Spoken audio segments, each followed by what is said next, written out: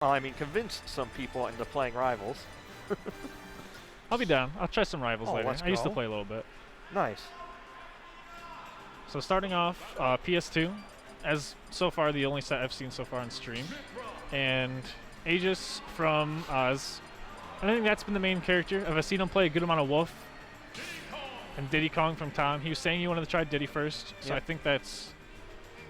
I don't know. I think this matchup's very interesting, especially since we just saw it played at Summit by like the most top level players, seeing Tweak and MKLeo represent these characters, and now seeing it on like more of like a mid-level, people at your local that are playing the game and here, like just to compete amongst each other, see their friends. Yep.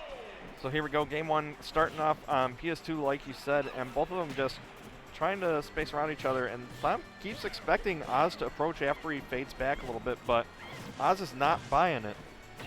A lot of what I've noticed against Aegis is a lot of the matchup seems to be playing around them overshooting and undershooting, since a lot of their moves have no end lag, but a lot of the moves have like not like good on shield frame data. Like most of Mithra's stuff is around the -10 to 14 range. Yep. If she's sitting there poking around your shield, and a lot of like the good characters can punish that. So you have to be kind of smart with your positioning and how you're hitting someone's shield. And I think that's mainly what we'll see is them like playing around positioning and like punishing each other on shield more, for how like they get their everything made in this matchup. Yeah, but the problem is once they find that opening in, the amount of damage they can output and the amount of knockback they can put on you is extremely scary, especially once Pirate takes the field. And once Pirate gets out here, it's kind of scary for Diddy Kong since he's a very light character. Like there, just dying off the top at 100 from an up air. Yep. Yeah, definitely a very combo heavy oriented matchup. They're both going to hit each other and they're both very much so going to feel it. There we go. So I'm being patient, finding the opening after that aerial. Like you said, those moves being negative on shield. I think another big thing that makes Diddy Kong kind of one of those matchup, like not super winning for him, even though he does well against most of the other sword characters, is that he doesn't have time to just pull a banana. Like, Aegis are so fast on the ground, like with Mithra. Yep. Like, it's hard for Diddy Kong to find time to pull a banana unless he directly does a combo, and even then, it's just basically waiting for him to kind of like guess and choose if you feel like you're punching. And reading the roll in. That was like 2 or 3 good reads in a row right there, but thom coming back, having none of it, answering back with the smash attack. Gonna at least take off the first stock here, but Oz definitely doing a good job right now.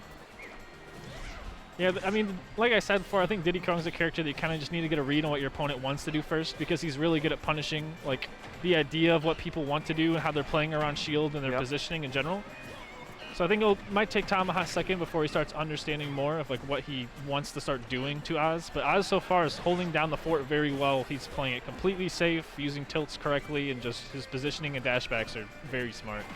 Yeah, I mean, just a lot of these roll punishes that Oz has been getting has been just paying off so much from...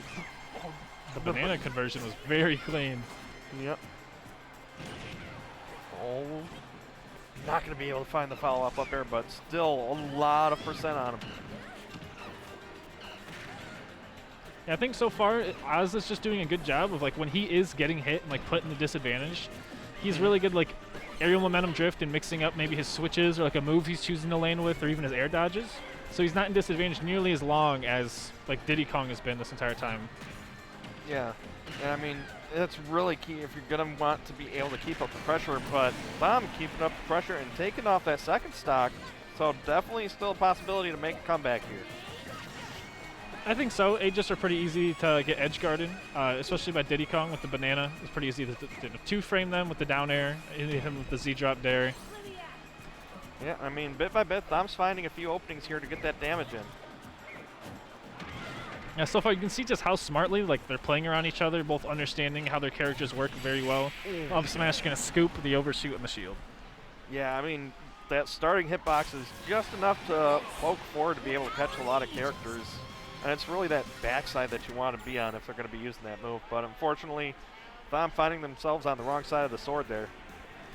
I mean, even then, playing around Aegis' shield with either of the characters, Pyra's a little bit slower with the out-of-shield options, which chooses to do, especially if you're not in front of her. Yep. But, like, Mithra has a decent amount of stuff she can do out-of-shield, especially preemptively. She can use her Nair, similar to Palutena's, how she'll just kind of throw it out before if they think you're coming in that position.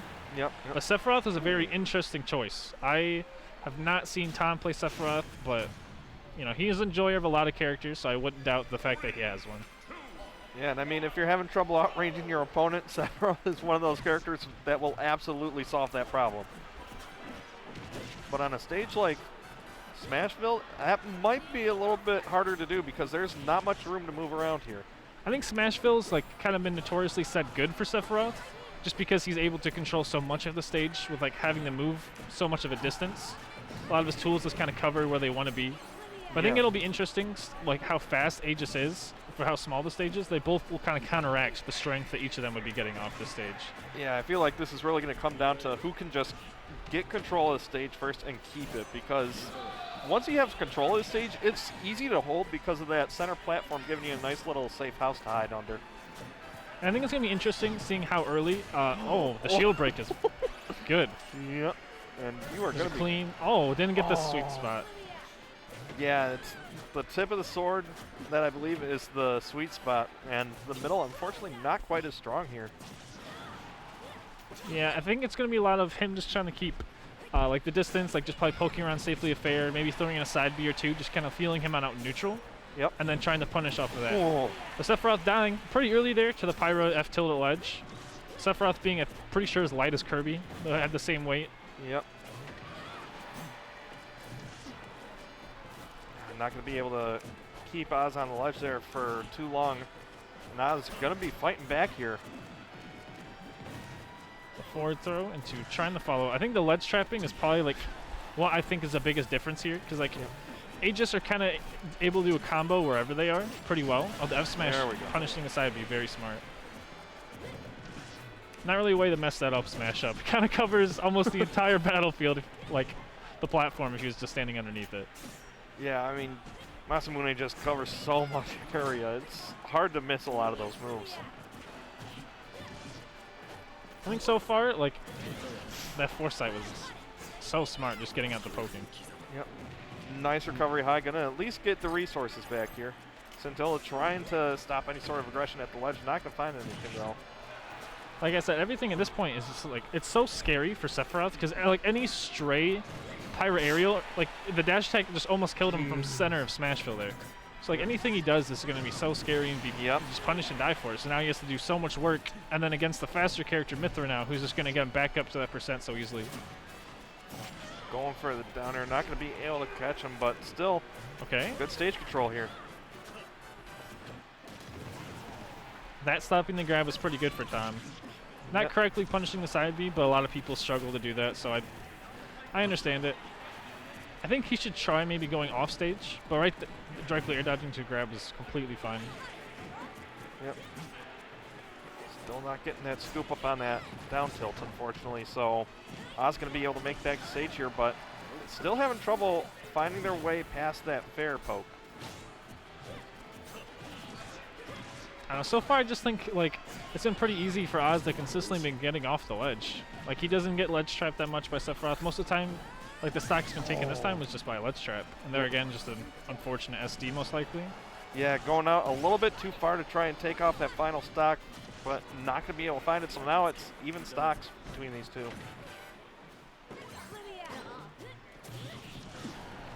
Yeah, I think one more of even the Mithra will up smash will probably kill Sephiroth, so he has to be really careful about his cross-ups. There we go, gets the grab, forces him off stage, and now really difficult spot to be in.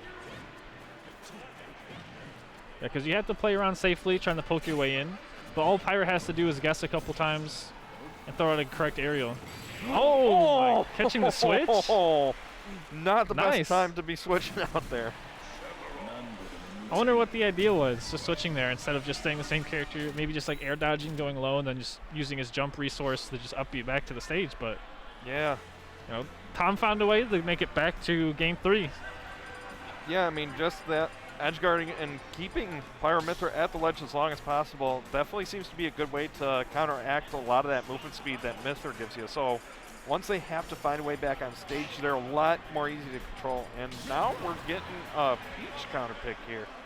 I've never seen this matchup before, but Thom's Peach is very fun to watch. Peach as a character, we don't have much representation of the character anymore in Michigan, but when Zenodo was playing Peach pretty commonly, it was very fun to just see the way the character interacts and neutral with a lot of the different cast members. Yeah, I mean, Peach is definitely one of those characters that can go out there and contest a lot of Pyro Mithra's recovery here, but The challenge is going to be getting him off stage in the first place because these disjoints just give Peach so much trouble. Yeah, I could see this matchup being pretty hard for Peach, especially trying to play around Pyra, getting around her, contesting so much of the air. But I think if Thom can get in, I would imagine Peach would probably do well against the combo weight that Ageis are, and then also just edge guarding them pretty well. I could see Toad being useful against the Mithra side B. Yep. Getting scooped up by the up smash, but not dying still, so just needs to find some way to get back down to the ground safely here, and not going to be able to find it. Yeah, landing seems very difficult in this matchup for Peach. One of the fastest characters in the game, and then you're adding a sword onto them, so it's very hard for her to get around the disjoint added to that. Yeah, and I mean, with Peach's floatiness, it makes it so much easier to catch her landings because you just have so much time to prep for her. Yep, there we go. Catching her coming down again, and still no easy opening. Yeah, it's just it seems so hard for Peach to do anything in this matchup. She's just constantly trying to contest the move with an aerial, but it's constantly being beat out by something. And then even landing-wise, like, there's not much ledge trapping going on here. Like, Thom's just forced to try to land against, you know, Pyra aerials, and it's hard for even top tiers to do. Yeah, I mean, when that up smash just covers the entire platform, I mean, how do you even find a safe spot to land? Oh. So close to just stealing it away. Yeah, and Thom's still trying to find that first kill, but the dash attack's probably going to seal the deal, yeah. Yep. Man. Peach, unfortunately, not going to be the right call here. And Oz just dominant in that final game.